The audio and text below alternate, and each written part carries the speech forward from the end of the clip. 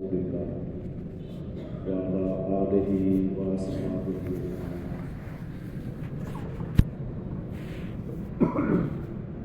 محترم بھائیو، رمضان مبارک یہ جو بابرکت مہینہ ہے، اللہ تبارک و تعالیٰ کی یہ ہمارے اوپر بڑی عظیم عنایت ہے کہ اس نے ہمیں اپنی زندگیوں میں اور خاص طور پر یہاں زیادہ تر جوان موجود ہیں، اپنی جوانیوں میں یہ ماہ مبارک عطا فرمایا ہے۔ تو آئے ہم کوشش کریں کہ اس اللہ کے بابرکت مہینے سے اور رحمت مہینے سے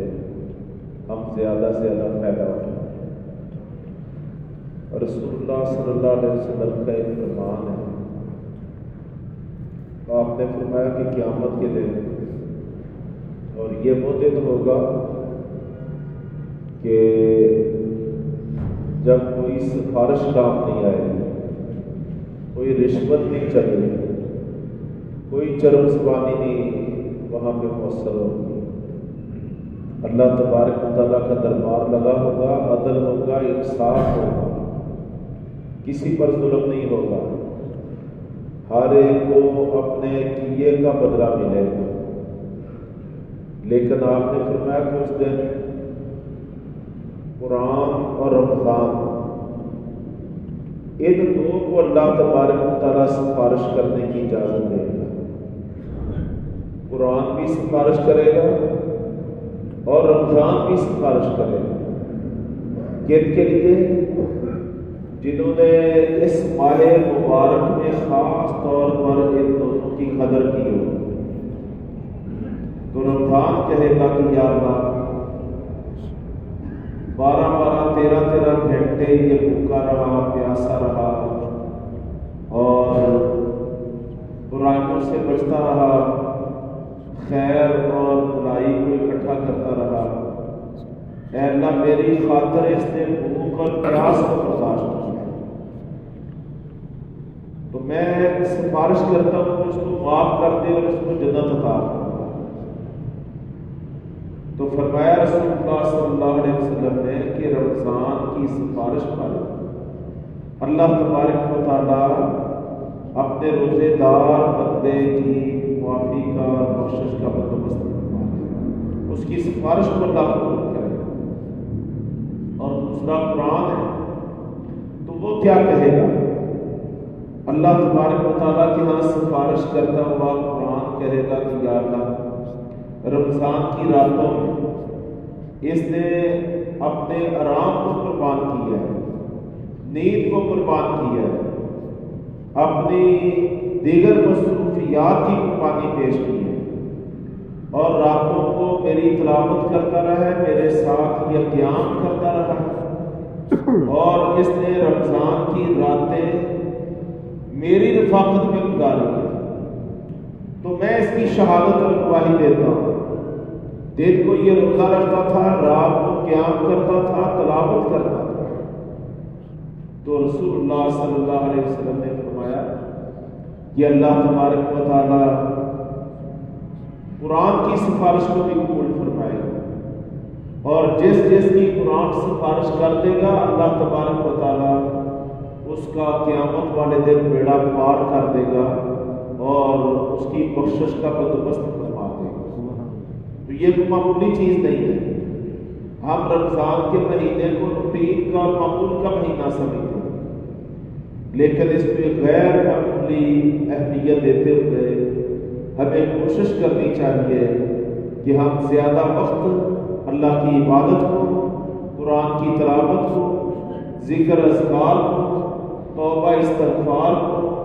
اور اسی طرح خیر کے کاموں ہم زیادہ وقت ان چیزوں میں اپنے آپ کو مصروف رکھیں، اور خاص طور پر روزہ تو ہم رکھ لیتے ہیں ماشاءاللہ۔ یہ مرکز القاسیہ کا ماحول ایک روحانی ماحول ہے، تربیتی ماحول ہے، یہاں پہ گاڑی گلوچ نہیں ماشاءاللہ ہوتی، یہاں پہ تبرہ بازی نہیں ہوتی، یہاں پہ ایک دوسرے کی ٹانگیں نہیں کھینچی جاتی۔ اس ماحول کو اللہ تبارک و تعالیٰ نے بہت ساری خرابیوں اور برائیوں سے بچایا ہوتا ہے، لیکن یہاں پر بھی ایک چیز موجود ہے، اور وہ موجود کیا ہے کہ ہم قیمتی وقت کو فضول میں گزارتے ہیں، ضائع کرتے ہیں۔ وقت بڑی قیمتی چیز ہے، وقت بڑی اہم چیز ہے، یہ ایک دفعہ چلا جائے تو دوبارہ زندگی بھر واپس نہیں آتا ہے۔ آپ دنیا جہان کے خزانے خرچ کر لیں، جو آج کا دن ہے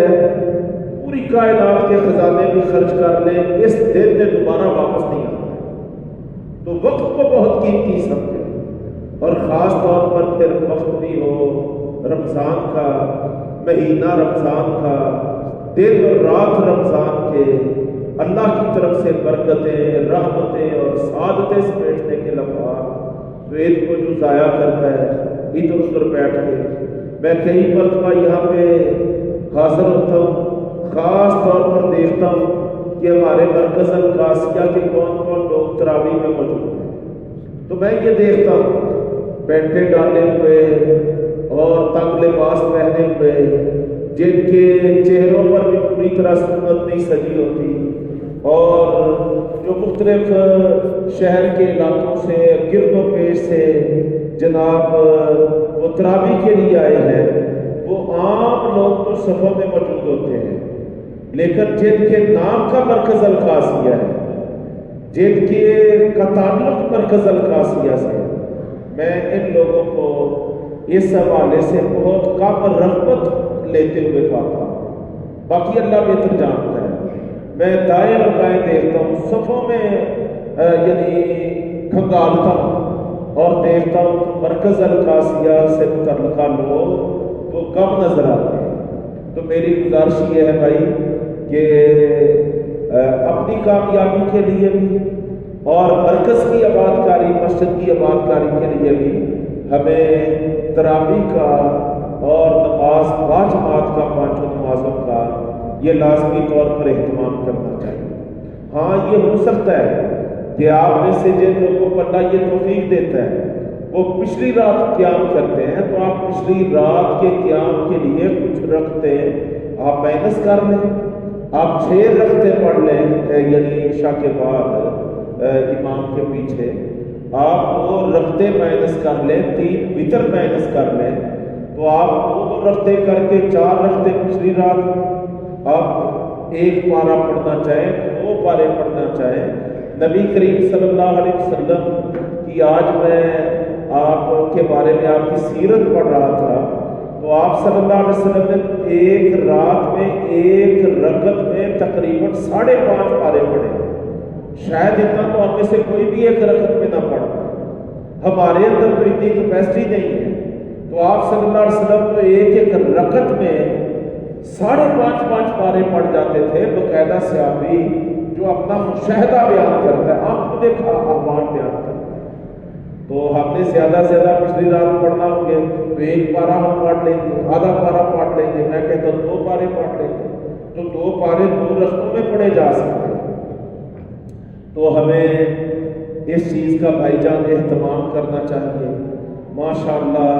قاری عبدالودود آسم، اللہ تبارک تعالیٰ ہمارے اس بھائی کو ایمان اور سلامتی والی زندگی عطا فرمائے۔ تو میں آج بھی ان کی تراویح کی قراءت سن رہا تھا، ورنہ ایسے محسوس ہوتا ہے جیسے ہم حرم میں کھڑے ہیں، اور حرم میں ہم امام حرم کے پیچھے ہم قرآن سن رہے ہیں۔